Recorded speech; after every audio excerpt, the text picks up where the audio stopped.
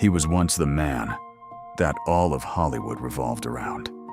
He once made a princess break every rule just to meet him. But in the end, there were no lights, no more parties, and no more marriages that once filled newspapers with headlines.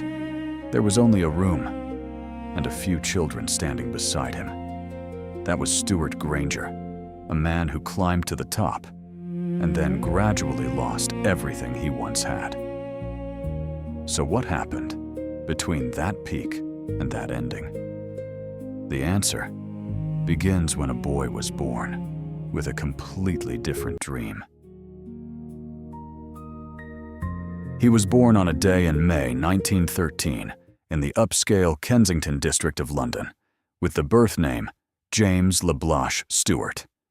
His father was Major James Stewart, a strict army officer who had been awarded the OBE.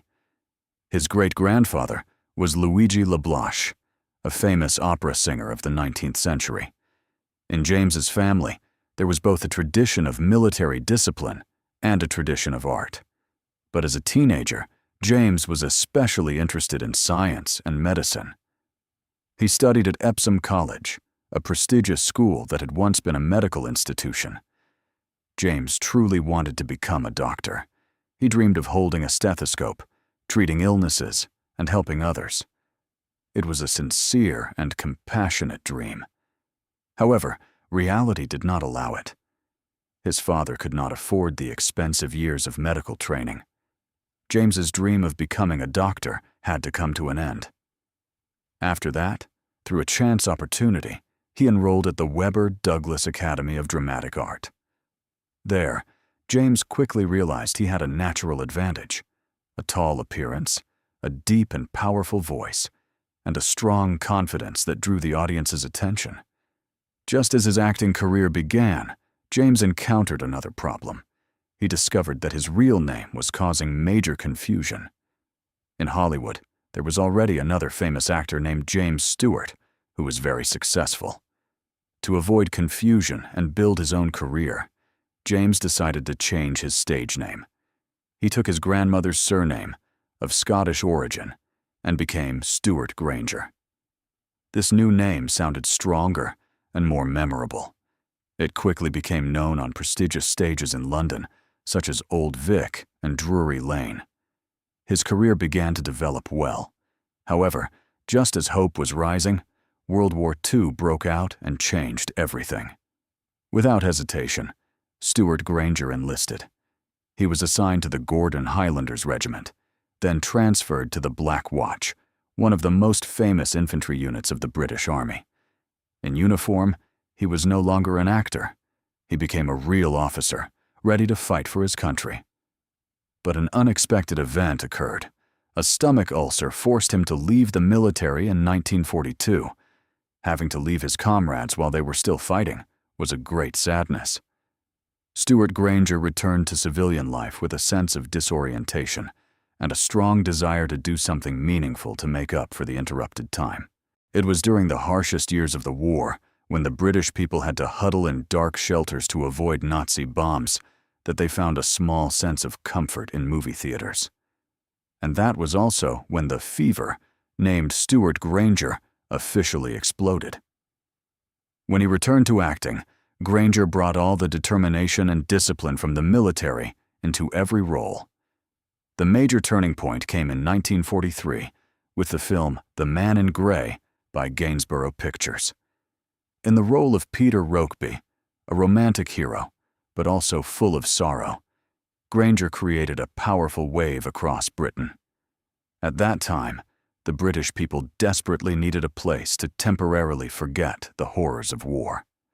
Historical films with beautiful costumes, exciting sword fights, and Granger's love stories were exactly what they wanted.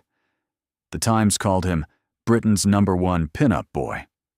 At that moment, only Bing Crosby from America could match him in popularity.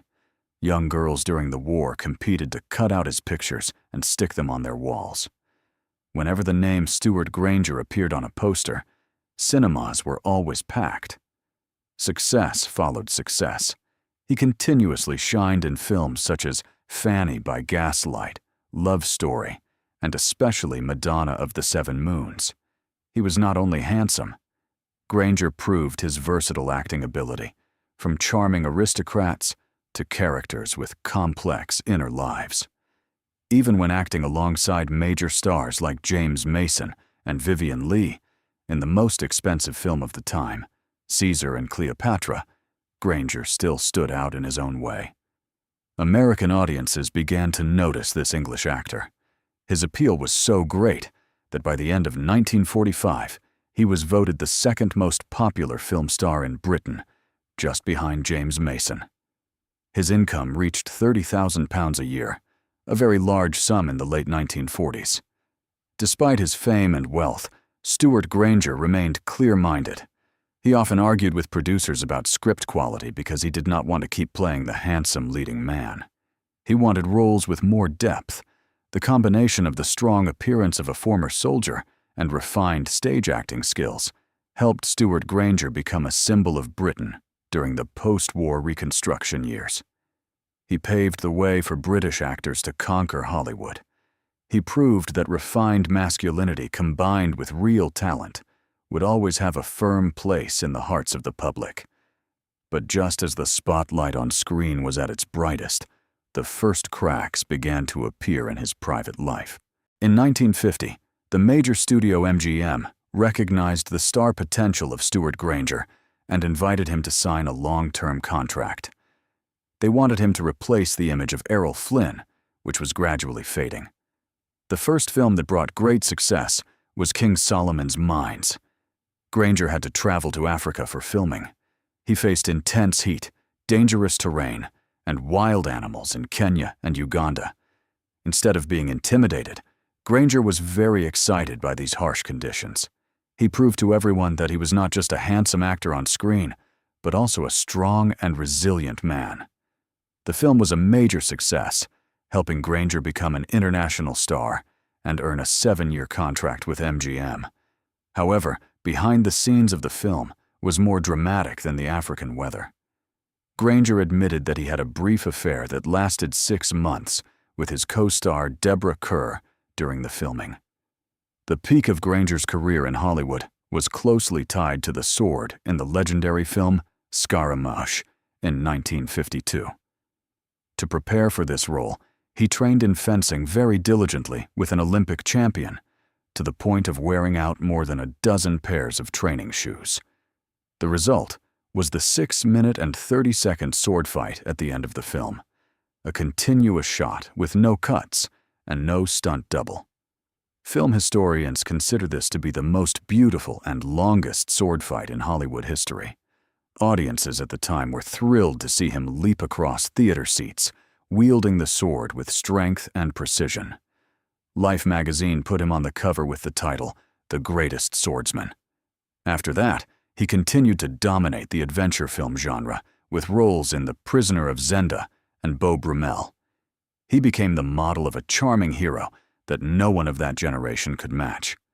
However, when his on-screen career was at its highest peak, his private life began to show cracks. Many people thought that Stewart Granger and the beautiful actress Jean Simmons were the golden couple of Hollywood. But the reality was very different. The two first met when Jean was only 16 years old. They officially fell in love on the set of Adam and Evelyn in 1949. Although Granger was 16 years older than Jean, and at that time already had a wife and children, he still pursued her intensely. The British press at that time wrote extensively about this. They married at the end of 1950 in Arizona, in a ceremony arranged by billionaire Howard Hughes. In the early years, they lived in a beautiful house overlooking the San Fernando Valley. They often hosted Sunday parties with famous guests, such as Elizabeth Taylor and Spencer Tracy. However, Granger's possessiveness soon became a burden. He was hot-tempered, jealous, and always wanted to control his wife's career, often interfering in Jean's choice of roles or arguing with directors on her behalf. That very intensity led to a classic incident in Granger's career, when he learned that Howard Hughes, the powerful and eccentric billionaire, was deliberately making things difficult and had inappropriate intentions toward Gene Simmons, Stewart Granger flew into a rage. He did not hesitate to sue Hughes and demanded $250,000 in damages. He even spent $150,000, an enormous fortune at the time, to buy out his wife's contract, helping Gene escape Hughes's control.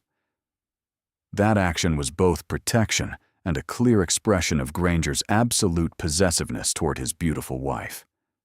Ironically, as Gene Simmons's career flourished with Oscar nominations and major roles in Spartacus and Elmer Gantry, Granger began to feel that he was falling behind. He became jealous of his wife's success. The heated arguments became more frequent, and the abuse of alcohol also began to appear regularly in the home that had once been filled with laughter. By 1960, the marriage between Stewart Granger and Gene Simmons officially ended in a bitter divorce. Later, Granger admitted that this was the greatest regret of his life. But no one thought that a Hollywood actor could make a real princess of the British royal family fall for him. After divorcing Joan Simmons, Stewart Granger returned to London in 1960. There, he became involved in a relationship that many considered unimaginable. He made Princess Margaret, the younger sister of Queen Elizabeth II, develop feelings for him. At that time, Princess Margaret was 29 years old. She had just gone through the pain of having to give up a previous relationship and was feeling very bored with the strict royal protocols. They first met at a private dinner party. The attraction between them happened very quickly. In their secret meetings, Margaret called him by his birth name, Jimmy, and he called her Ma'am according to protocol. But the way they looked at each other clearly showed that they had special feelings. Granger rented a house near Windsor to be close to the princess. For 2 years, they went to the theater together, hosted discreet dinner parties, and spent peaceful weekends in the English countryside. A relationship between a film star and a royal princess may sound beautiful, but in reality, it was filled with difficulties and tragedy ahead. Queen Elizabeth II and the Queen Mother were extremely concerned about this relationship. A male actor who had been divorced twice, 14 years older than the princess, and known for his temper, like Stewart Granger, was completely unacceptable to the royal family. Granger quickly sensed the change from the palace. Invitations to social events became fewer. Old friends also began to keep their distance. His proud nature once again became a barrier. He drank more and often lost his temper when he felt he was being looked down on. By the summer of 1962, the relationship ended in silence, with no official announcement. Princess Margaret returned to her royal duties, while Granger went back to California with deep sadness, the feeling of being rejected by the royal family. Granger's connection with royal titles did not end there. In 1964, he married Caroline Lasserf, a young Belgian actress and model. What was special was that Caroline carried the title of princess from her previous marriage to a prince of the Georgian royal family. The press at the time excitedly reported, "Stewart Granger marries a princess." But in reality, it was a short and turbulent marriage.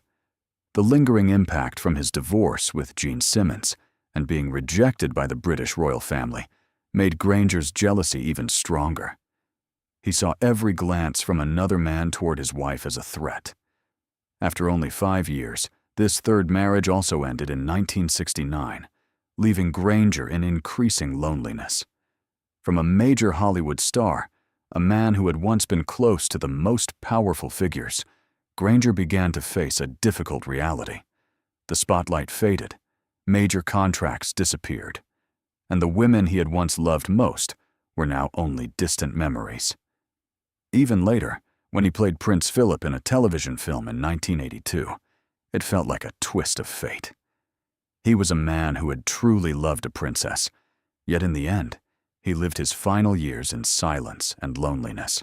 To maintain his life and cover large expenses, Granger had to do something he had never imagined at the height of his career: turn to cattle ranching. He bought vast lands in New Mexico and Arizona. He became one of the first people to introduce the Charolais cattle breed from France into the United States. But the idea of a Hollywood star raising cattle was not easy or romantic, as many people thought. He still had to continue acting just to earn money to maintain the ranch. When leading roles in the United States became fewer, Granger was forced to go to Europe. He moved between Germany, Italy, and Spain to take part in films with much lower budgets.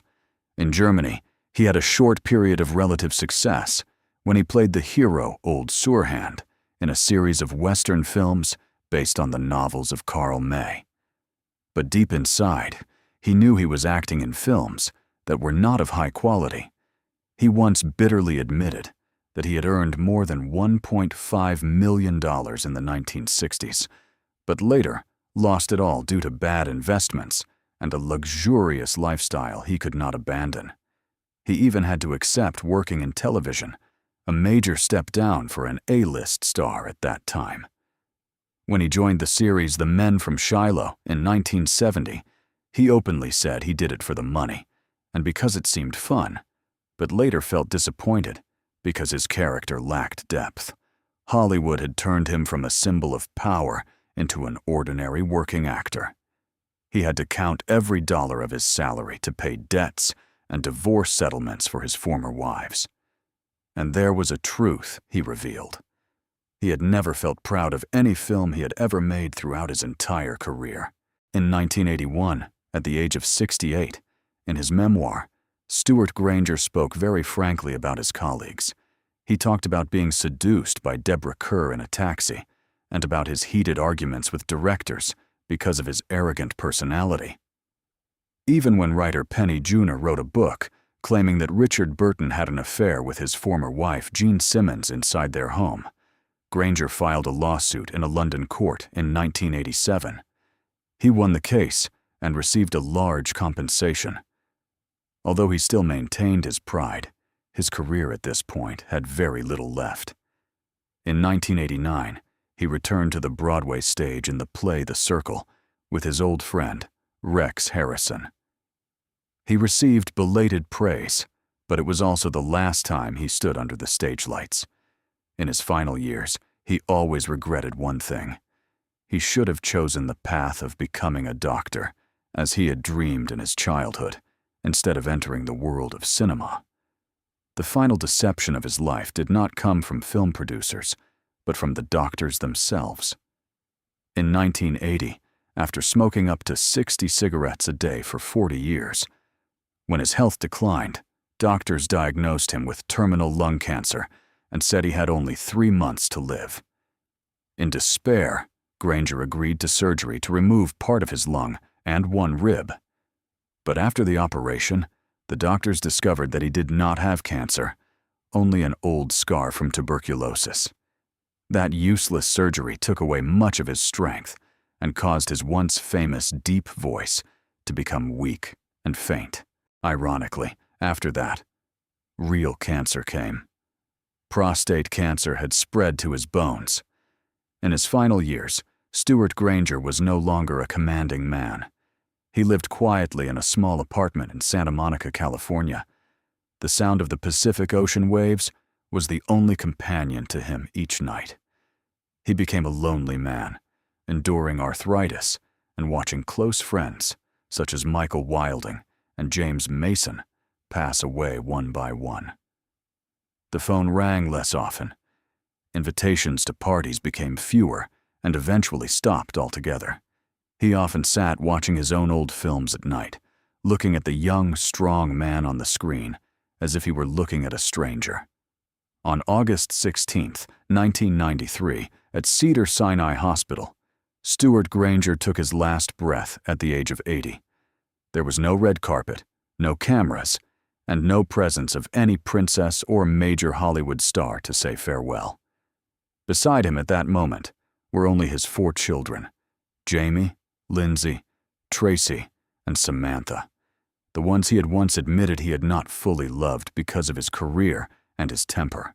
According to his final wish, Stewart Granger's ashes were scattered at the foot of Mount Kilimanjaro in Africa, the place where he had once experienced the happiest and most glorious days of his career. When Stewart Granger took his last breath at Cedars-Sinai Hospital on August 16, 1993, at the age of 80, beside him were only his 4 children. No red carpet, no cameras, and no presence of any princess or major Hollywood star to say farewell. He, the man who once made millions of women around the world hold their breath whenever he appeared, the man who had once loved a real royal princess, left this world in a silence that felt deeply sorrowful. I sit here, thinking a lot about him. Fame is a very strange thing. It can lift a person to the clouds, make the whole world admire them. But when the stage lights go out, it leaves that person standing alone in the dark. Stewart Granger lived a life that many people dream of. Handsome, wealthy, famous, once touching the lives of the most powerful figures. Yet in the end, all that remained was loneliness. The women he loved most had left. Close friends passed away one by one. No matter how bright the spotlight once was, it could not warm the heart of an old man sitting alone in a small apartment in Santa Monica, looking back at his old films as if he were looking at a stranger. The story of Stewart Granger leaves me with many thoughts. He teaches us that even if we are admired by millions, what matters most are the hands that truly hold ours when we grow old and lonely. Fame can bring everything except peace and sincere love. He lost so much to understand that. And today, as we sit here listening to his journey, I hope each of us asks ourselves, what are we chasing? And when all the lights go out, who will truly stay by our side? If Stewart Granger's story makes you reflect, leave a comment to share your thoughts. What regrets have you had in your life? Or what are you pursuing that you truly value? Press like if you feel this story touched your heart, and subscribe to the channel so we can continue listening to real stories about human lives together. Thank you for staying until the very last moment. We will meet again in the next story.